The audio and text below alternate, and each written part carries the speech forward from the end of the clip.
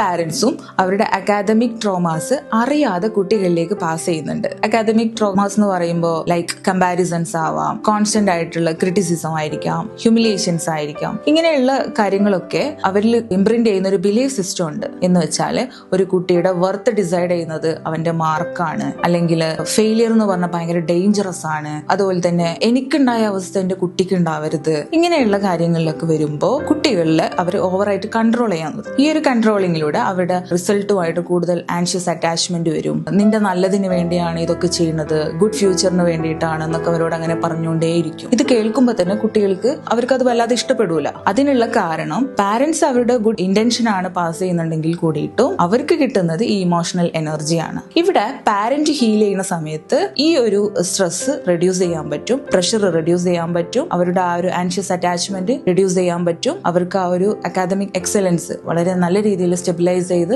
അടിപൊളിയായിട്ട് കൊണ്ടുപോകാൻ പറ്റും എന്നുള്ളതാണ്. നമ്മുടെ റിതം ടോക്സിൽ സ്റ്റുഡൻസിന് വേണ്ടിയിട്ട് ഒരു കമ്മ്യൂണിറ്റി ഉണ്ട്. എല്ലാ വീക്കിലും ഞായറാഴ്ച നിങ്ങൾക്ക് വേണ്ടിയിട്ട് ഞാൻ കൂടെ ഉണ്ടാവും. നിങ്ങളുടെ ഡൗട്ട് ക്ലിയർ ചെയ്യാനും നിങ്ങളിപ്പോൾ അനുഭവിക്കുന്ന പ്രശ്നങ്ങളെ കുറിച്ച് ഡിസ്കസ് ചെയ്യാനും എല്ലാ അവസരവും ഉണ്ടായിരിക്കും. സോ നിങ്ങൾ ജോയിൻ ചെയ്യാൻ വേണ്ടിയിട്ട് താഴെ കാണുന്ന നമ്പറിൽ കണക്ട് ചെയ്യാം.